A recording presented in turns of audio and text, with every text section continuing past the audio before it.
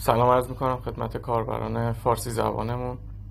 امروز میخوام بهتون آموزش بدم که با پلتفرم ما چطوری میتونید تراکنش های تتریتون رو توی بستر TRC20 کارمزدش رو به میزان چشمگیری کاهش بدید. خب برای شروع اول نگاه میکنیم که اینجا 12013 باید من ترون دارم.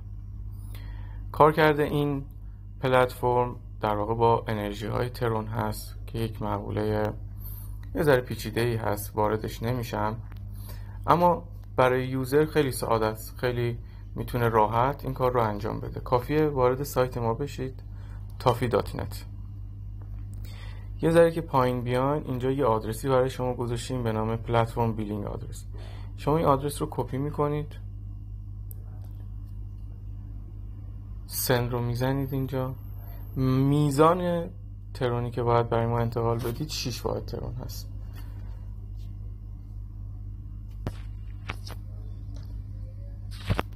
این 6 واحد رو انتقالش انجام میدین.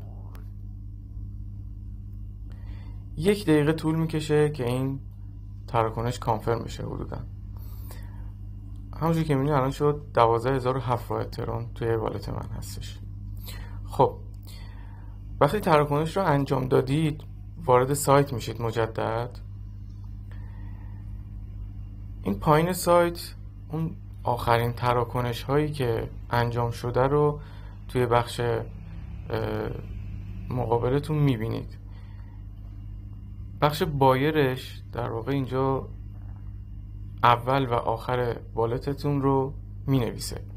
خب هر موقع که اول آخر والتتون اینجا انجام شد اووردش توی 1 دقیقه انجام میشه تقریبا. بله الان برای من اوورد.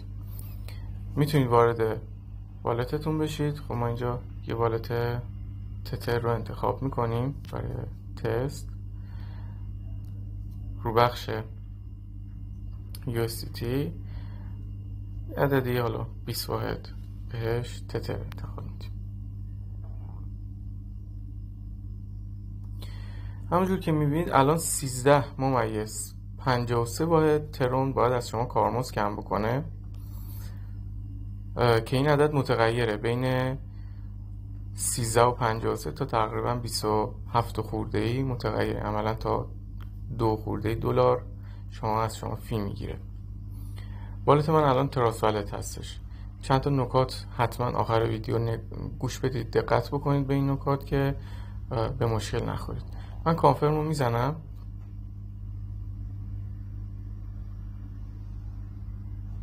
بسیار خوب، تراکنش انجام شد.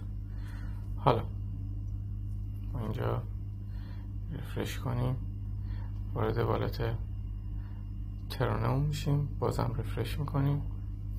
همونجور که میبینید همون عدد باقی مونده، یعنی عملا من فقط 6 ترون کارمزد دادم.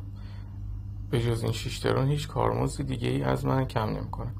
نکته اول، از زمانی که انتقال میدید تا زمانی این که برداشتتون رو ثبت میکنید کلاً 1 ساعت وقت دارید. اگر این 1 ساعت تموم بشه اون تراکنشی که برای ما زدید انرژیش میسوزه. اگر مشکلی داشتید داخل تب ساپورت سایت پشتیبانیمون در خدمت شما هست. نکته بعدی که باید خدمتتون عرض کنم اینه که تراکنش هایی که داریم در موردشون صحبت میکنیم میتونید کارمزدش رو کاهش بدید. تراکنش هایی که توی والت های بجز صرافی هست مثل تراست والت، مثل لجر، مثل سیف بل، مثل کوینومی. چرا؟ چون صرافی ها کارمزد رو از خود ارزتون کم میکنن. مثلا تتر انتقال بدید فرضاً $1 یا $2 از خود تترتون کم میکنن. اما اون والت هایی که جدای از صرافی هستن از اون